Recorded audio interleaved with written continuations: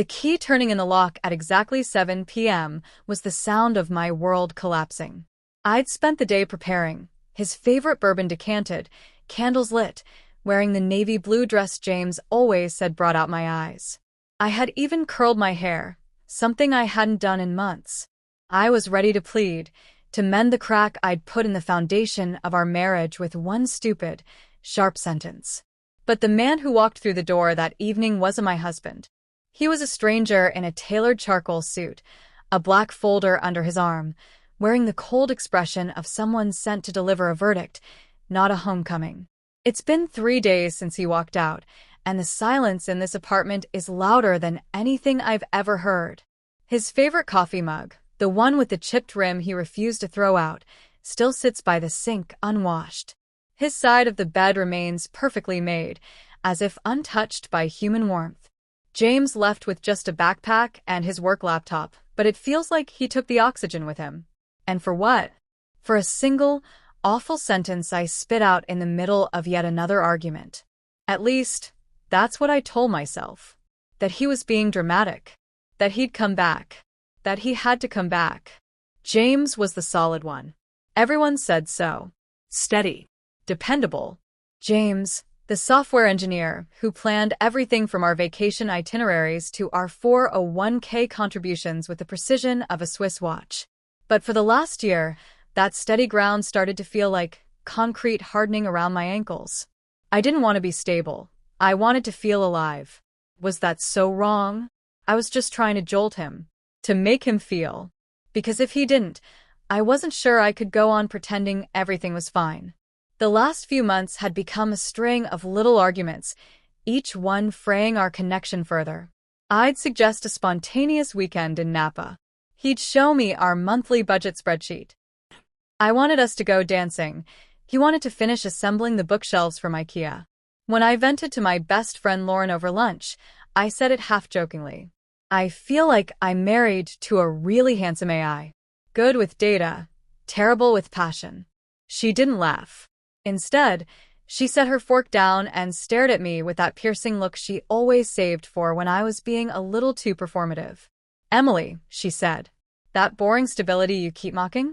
It's the reason you're not crying yourself to sleep alone. Don't throw grenades just because you miss the fireworks. I rolled my eyes. I told her she didn't understand our marriage. But now?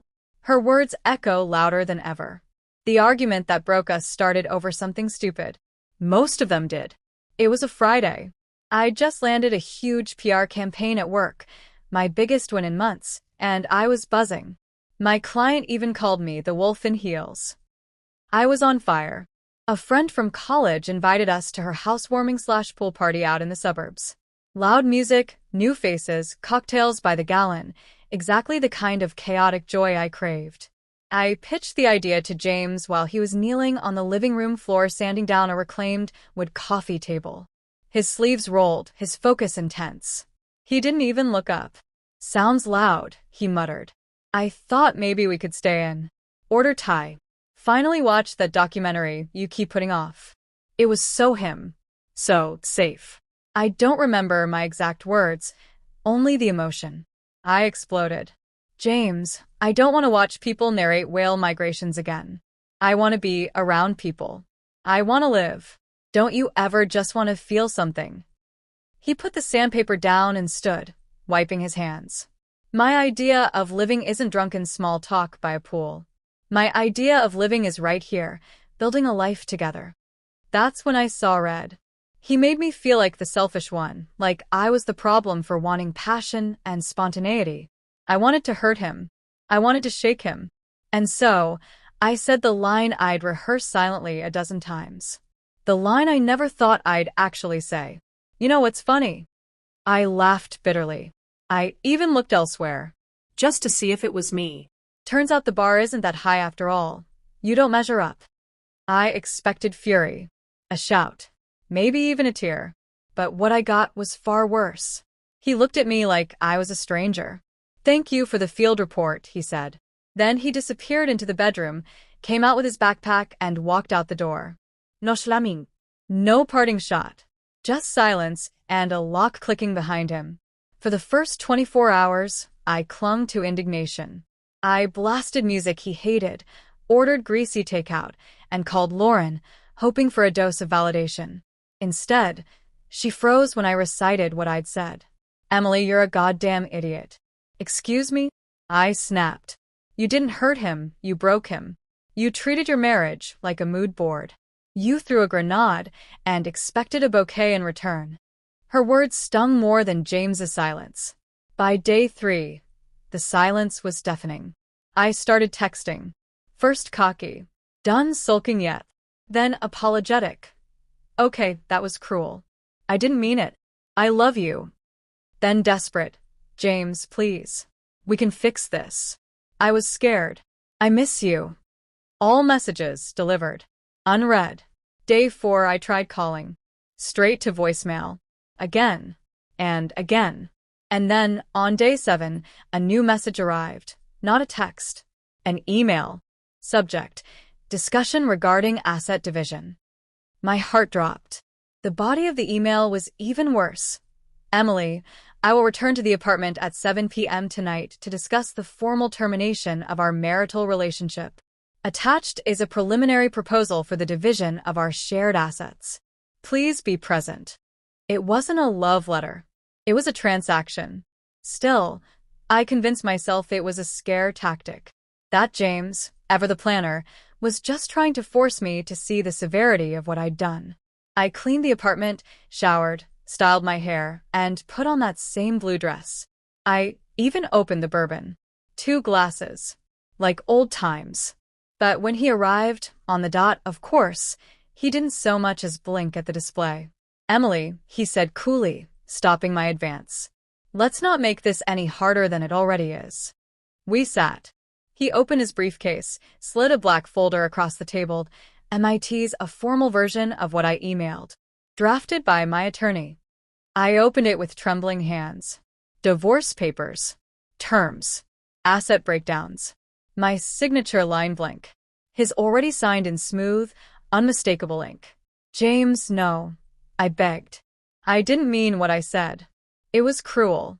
I was just trying to get a reaction. Please, we can fix this." His expression didn't change. "We're divorcing," he said. "But not because of what you said. Because of what you did." My blood froze.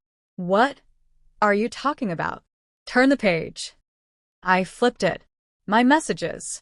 To Derek, a sales director I'd met at a marketing summit. The one who flirted a little too easily. The one who listened. Every message printed. Every hotel charge. Every lie I told James about client dinners. And the final blow, a photo from a parking garage security cam, me and Derek kissing in the front seat of my car.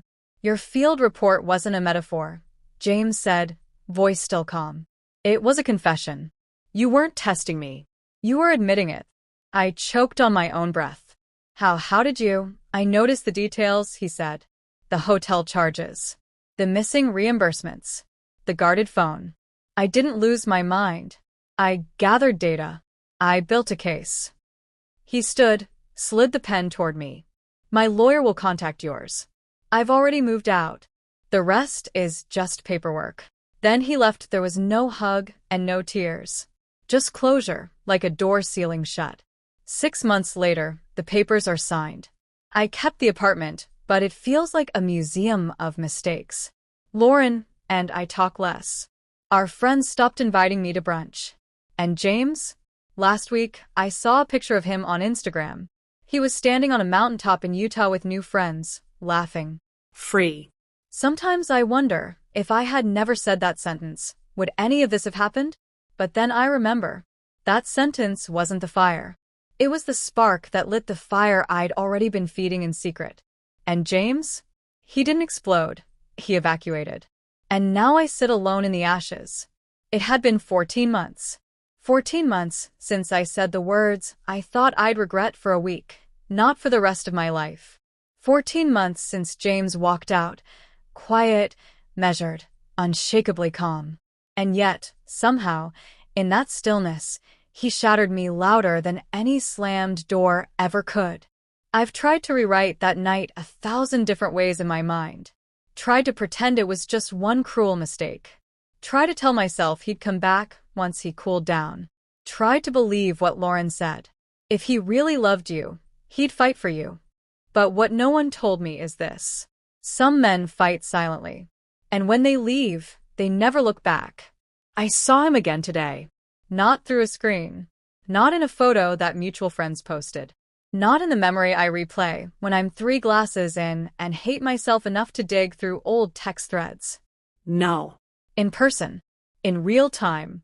In a cafe neither of us used to visit, but somehow, we both chose on the same Wednesday morning. I was standing in line for coffee. He was already seated, laptop open, earbuds in, sipping black coffee, like always. His face looked older. Not aged, but wiser. Sharper lines. Deeper peace. The kind of peace that doesn't come from yoga or journaling. It comes from walking away from what breaks you. I froze. He didn't see me yet. And for a moment, I thought about running. Pretending I had the wrong cafe. Pretending I didn't just feel my heart drop into my stomach. But I stayed. Because cowards run. And I've been a coward for long enough. I took my coffee and walked toward his table like a woman approaching a ghost. And when he finally looked up, he didn't flinch. He didn't glare. He just blinked. That was somehow worse. Emily, he said with a nod, not even surprised. Hey. Hey. Not hi. Not what are you doing here? Not how have you been? Just hey. Like I was a stranger he once sat next to on a plane. Mind if I gestured at the empty chair. He hesitated for less than a second before closing his laptop and nodding again. Sitting across from him felt like trespassing. The silence between us wasn't awkward. It was thick. Dense. Like fog wrapped in unfinished business. You look good. I managed. Thanks, he replied. I feel good. He didn't return the compliment. My smile cracked before it fully formed. I didn't think I'd see you again, I said. That was kind of the point, he answered gently, without spite. Just honesty. It landed like a slap across my soul. I'm sorry, I said. Again. For the millionth time. You know that, right? He didn't nod. He didn't shake his head either. Just took a sip of coffee, eyes locked on mine. I know you regret it, he finally said. But that's not the same thing. What do you mean? Regret is about consequence. Remorse is about me. And there it was. The difference I had never truly understood. I missed him, but I never honored him that we talked. For 17 minutes. Not about us. Not about the betrayal or the folder or Derek. Yes, I left him. Yes, he moved on the second he realized James wasn't going to collapse like I thought he would. Instead, we talked about his job. He had taken the Colorado promotion. He lived near the mountains now. He hiked. He read. He joined a leadership coaching firm. He seemed complete. I didn't tell him that I still lived in the same apartment. That Derek and I lasted exactly 6 chaotic, toxic months. That he ghosted me after I found him texting a 22-year-old intern.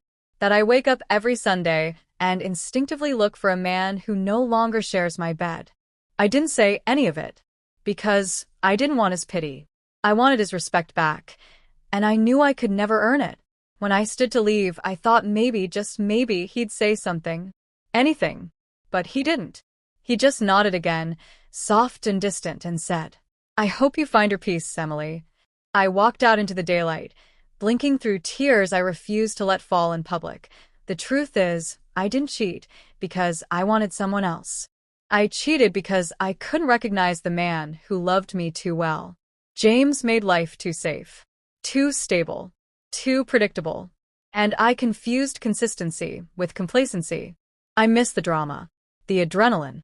I thought that meant he wasn't enough. But the problem wasn't James. It was me. I was addicted to chaos, addicted to attention, addicted to a version of love I saw in movies, loud, reckless, cinematic. James didn't give me fireworks. He gave me foundation. And I destroyed it because I was still a girl in a woman's body, playing with matches. Now I sit in the apartment we once shared. The bookshelf he built is still here. Every time I pass it, I run my fingers over the edges. He built it without a manual. Piece by piece. Just like he built us. And I dismantled it with one sentence I thought was a power play. I looked elsewhere. You didn't measure up. I thought I was being bold, truthful. Real. But what I was lost. I see him in every man I meet now. But none of them see me like he did. None of them love me quietly, patiently, faithfully. Because that kind of man only builds a home once. And when it burns, he walks away. It started with the dreams. At first, they were occasional, quiet flickers of memory that came like shadows across the wall. In them, James would be in our old kitchen, humming softly, pouring coffee into the blue mug I once broke and he glued back together, without complaint. He'd smile like he used to when I walked in, and I'd move toward him, arms outstretched, but right before I could touch him, I'd wake up, breathless and alone. The ache didn't fade. If anything, it grew heavier each day. I threw myself into distractions, overworking, oversleeping, overdrinking. I told my friends I was just busy, but really, I was unraveling in silence. I found his new life on social media by accident, or maybe I went looking. A photo of him and her, Kayla, standing at the summit of some mountain, his arm around her waist, both of them glowing. She looked like everything I wasn't, grounded, open, safe. His smile wasn't just peaceful, it was whole. And I hated how much it hurt to know I wasn't even a shadow in that happiness. I spiraled slowly. At first, I canceled plans. Then I stopped answering messages altogether. My fridge stayed empty for weeks, save for takeout containers and wine bottles. I sat at the window some nights, wondering if James would come back if I simply disappeared. I wasn't suicidal, I was just haunted. Haunted by the version of me that might have loved him right. I saw a therapist after Lauren staged a quiet intervention over brunch. Ruth, calm and gray-haired, let me ramble for 3 sessions before finally asking, do you miss him or the version of you he believed in? I didn't answer because I didn't know. Maybe it was both. Maybe I missed the safety of his hands and the mirror he held up to my better self. I started dating again, sort of. One man looked like James from the side, another laughed like him. But they weren't him. They didn't love me through my silence, didn't understand how my sarcasm was a shield, not a sword. I realized something awful then. I wasn't ready for someone new. I hadn't even said goodbye. So I wrote James a letter. I didn't send it. I knew he was gone, not just physically, but emotionally, spiritually, entirely. He'd built a new home with someone who didn't flinch at his goodness. Still, I poured myself into the page. I see it now, I wrote. What you gave, what I broke, what I can't get back. I admitted that I sabotaged us, not because I didn't love him, but because I didn't know how to believe love like that was real. I folded the letter and burned it, watching the ashes drift like gray snow over my windowsill. Something inside me shifted, not healed, not freed, but surrendered. I stopped hoping he'd come back. I stopped pretending he hadn't mattered. My name is Emily. I was loved by a man who offered me forever, and I ran from it like it was a trap. He became better. I stayed behind. But now, even in the ruins, I am planting something. Not to erase him, just to honor the fact that once I was loved wholly, and next time, I'll know how to hold it. If this story moved you, broke your heart a little, or made you reflect on the love you lost, or the one you're still holding on to, don't forget to like, comment, and subscribe. There's more where this came from. Stories of redemption, heartbreak, healing, and second chances. Hit that bell so you never miss the next chapter.